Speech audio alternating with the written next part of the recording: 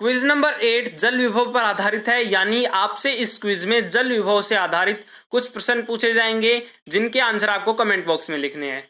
ये प्रश्न only 12th level तक के लिए नहीं है, बाकी जो ऑल कम्पिटिटिव एग्जाम्स हैं जैसे नीट, एम्स, जिपमर, उनके लिए भी काफी महत्वपूर्ण है। तो वीडियो एंड तक जरूर देखिएगा और अंत में बताइएगा कि ये वीडियो आपको कैसी लगी। तो चलिए शुरू करते हैं।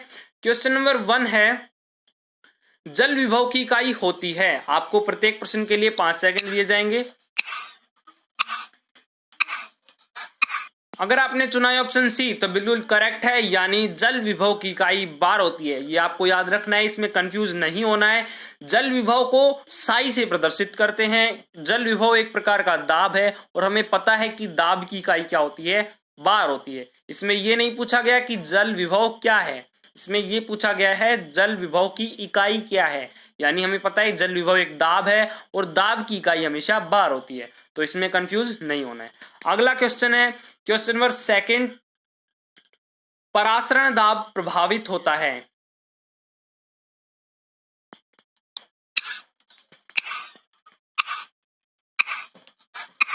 अगर आपने चुना है ऑप्शन डी तो बिल्कुल करेक्ट है, यानी अशुद्धियों की उपस्थिति से और विलेय की उपस्थिति से परासरण दाब प्रभावित होता है। जैसा कि हमने पढ़ लिया था कि परासरण दाब किससे प्रभावित होता है, घनत्व से प्रभावित होता है। जैसे जैसे घनत्व बढ़ा दिया जाता है तो परासरण दाब कम होता है। यानी परासरण दाब जब घनत्व कैसे बढ़ेगा, जब अशुद्धियां होंगी, अशुद्धियों में विलेय भी आ गया। विलेय भी विलायक में एक प्रकार की अशुद्धि है, तो इसमें क्या हो गया, विलेय भी एक प्रकार की अशुद्धि है। यानी परासरण दाब अशुद्धियों और विलेय की उपस्थिति में प्रभावित होता है, यानी इसका आंसर होगा डी। अगला क्वेश्चन है, क्वेश्चन नंबर 3, परासरण विभव को प्रदर्शित करते हैं।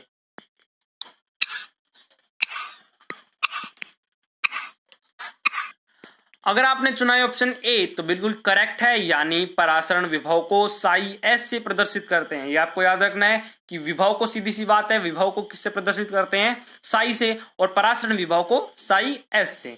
अगला क्वेश्चन है, क्वेश्चन नंबर 4 है, दाब विभव को प्रदर्शित करते हैं।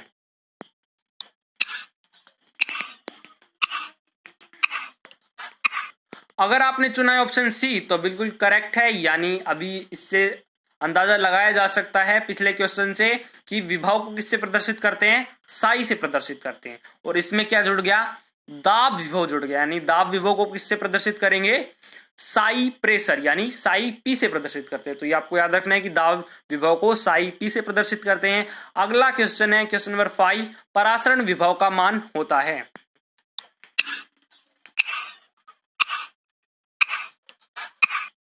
अगर आपने चुना है ऑप्शन बी तो बिल्कुल करेक्ट है, यानी परासरण विभव का मान ऋणात्मक होता है। अगला क्वेश्चन है, परासरण दाब का मान होता है।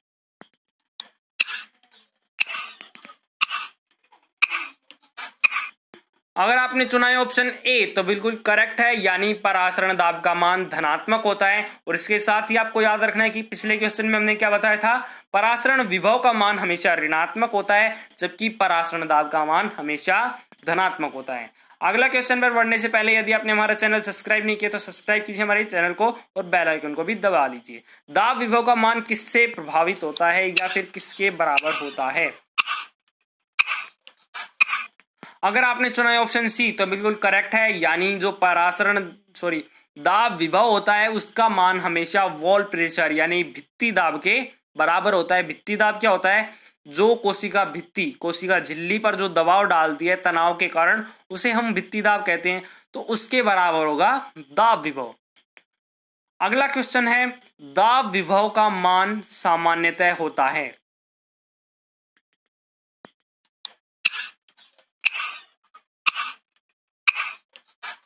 अगर आपने चुना है ऑप्शन ए तो बिल्कुल करेक्ट है, यानी दाब विभव का मान हमेशा धनात्मक होता है। आपको याद क्या क्या रखना है, परासरण विभव का मान हमेशा ऋणात्मक होता है, परासरण दाब का हमेशा धनात्मक होता है, दाब विभव का हमेशा धनात्मक होता है।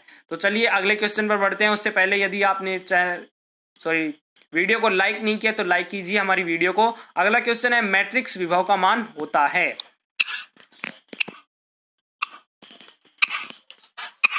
अगर आपने चुना है ऑप्शन सी तो बिल्कुल करेक्ट है, यानी मैट्रिक्स विभव का मान हमेशा नगण्य होता है।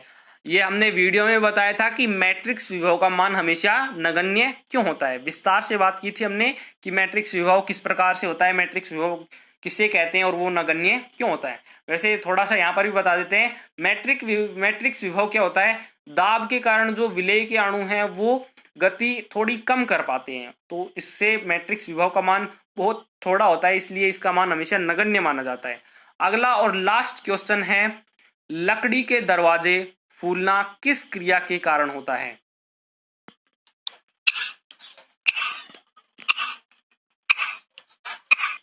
अगर आपने चुना है ऑप्शन सी तो बिल्कुल करेक्ट है, यानी जो लकड़ी के दरवाजे होते हैं वो अंतः शोषण के कारण फूल जाते हैं। अंतः शोषण क्या होता है कि जो कोई मृत कोशिका है उसमें परासरण होना या फिर विसरण होना, उसे हम क्या कहते हैं, अंतः शोषण कहते हैं। और लकड़ी के जो दरवाजे होते हैं वो मृत कोशिकाओं से बने होते हैं, यानी उसमें क्या हो रहा है, फूल कैसे रहे हैं, वो बारिश के दिनों में जल उसके अंदर प्रवेश कर जाता है, इसके कारण वो फूल जाते हैं, यानी उनमें अंतः शोषण की क्रिया हो जाती है।